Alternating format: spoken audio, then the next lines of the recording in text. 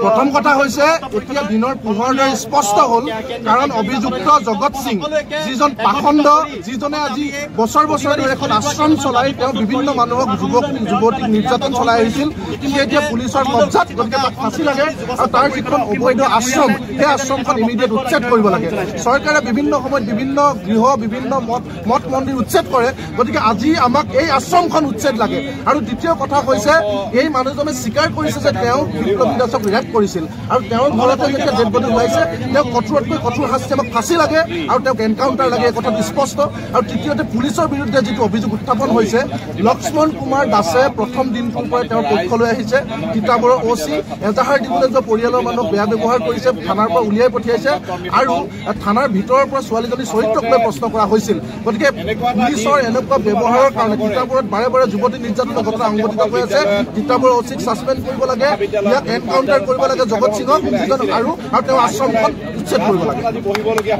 প্ৰথম কথা হৈছে এতিয়া দিনৰ পোহৰলৈ স্পষ্ট হ'ল কাৰণ অভিযুক্ত জগত সিং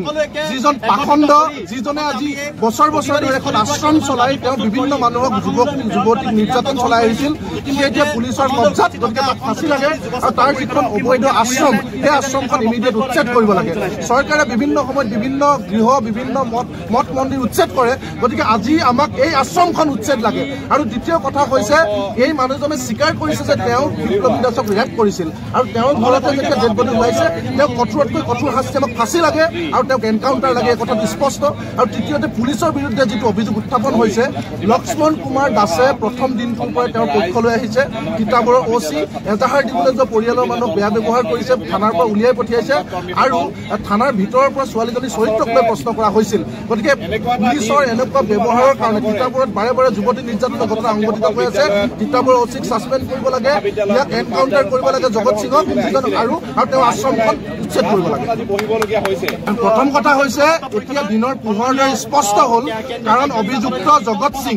যিজন পাখণ্ড যিজনে আজি বছৰ বছৰ ধৰি এখন আশ্ৰম চলাই তেওঁ বিভিন্ন মানুহক যুৱক যুৱতীক নিৰ্যাতন চলাই আহিছিল কিন্তু এতিয়া পুলিচৰ কব্জাত গতিকে তাক ফাঁচি লাগে আৰু তাৰ যিখন অবৈধ আশ্ৰম সেই আশ্ৰমখন ইমিডিয়েট উচ্ছেদ কৰিব লাগে চৰকাৰে বিভিন্ন সময়ত বিভিন্ন গৃহ বিভিন্ন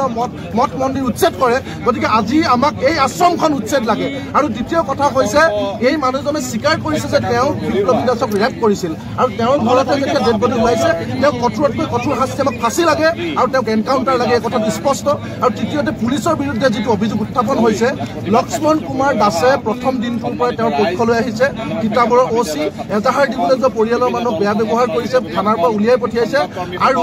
থানাৰ ভিতৰৰ পৰা ছোৱালীজনী চৰিত্ৰক লৈ প্ৰশ্ন কৰা হৈছিল গতিকে পুলিচৰ এনেকুৱা ব্যৱহাৰৰ কাৰণে তিতাবৰত বাৰে বাৰে যুৱতী নিৰ্যাতনৰ ঘটনা সংঘটিত হৈ আছে তিতাবৰৰ ওসিক ছাছপেণ্ড কৰিব লাগে ইয়াক এনকাউণ্টাৰ কৰিব লাগে জগত সিঙক আৰু তেওঁৰ